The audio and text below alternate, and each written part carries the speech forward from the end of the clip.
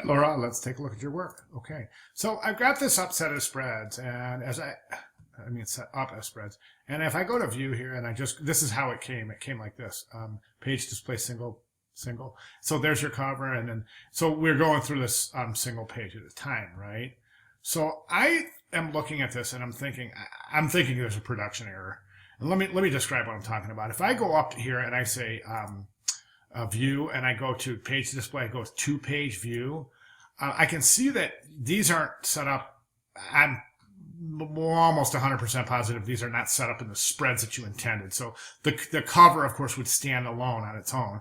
Then this would be the first spread with this proposal environment, right? Then bringing winter with the colors, the logo with that, and then the pictograms with their counterpart.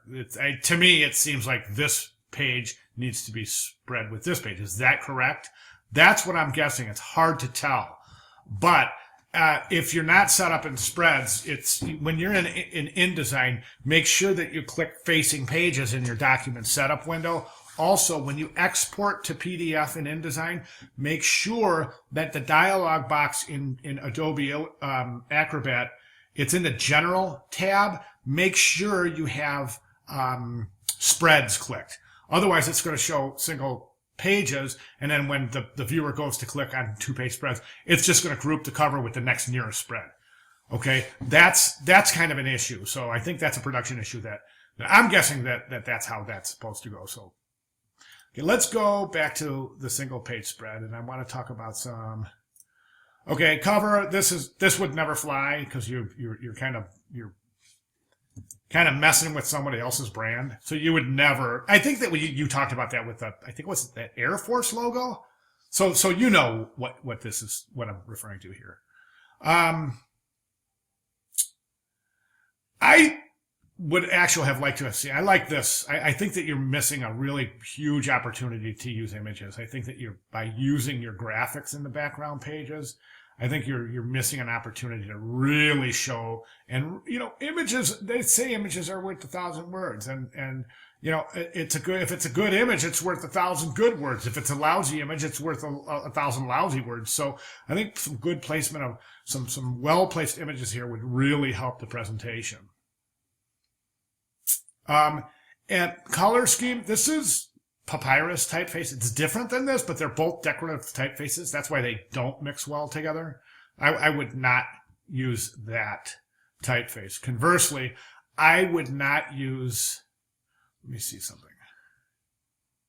Okay, the typeface you're using for your logo, don't use it in your presentation.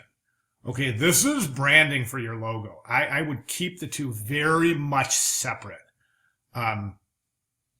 It makes sense. It's a general given in branding. You want your logo to be able to stand alone, so you don't want to use parts from your logo in other presentational areas of the work. So then now your main color and your background color schemes. One thing I want to mention here is it's really important whenever you're talking about color, you have to give your CMYK and RGB equivalents. The color values, unless you're using spot colors, then give your Pantone color. But you can't just show colors. You have to give the values. Otherwise, it's kind of meaningless if a designer needs to use this. And presumably, as a brand book, that's exactly why you're developing it. Okay.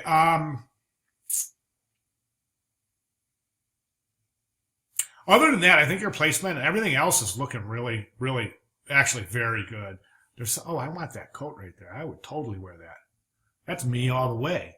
Love it. Where can I get one? And then I think this is really a nice touch right here. Good job including your image credits. A lot of students have lost points for image credits, and boy, I'm counting a bunch of images. I'm only seeing about 6 image credits here, but I'm looking here at 2, 1, 3, 4, 5, 6, 7, 8, 9, 10, 11, 12, 13, 14, 15, 16. We're looking at close to 20 images that if there's you probably have a good dozen here that aren't credited. So, since you do have image credits, I'm going to leave it alone. And you're going to score very well on this project. But please, moving forward, please understand the importance of including your image credits. Okay, so as far as meeting the project requirements and specifications, I mean, you've done it. I think this is a really good brand book. My comments, and it'll grade as a really good brand book, but my comments are meant to help you move forward. So if you want to polish this piece up for inclusion in your final portfolio.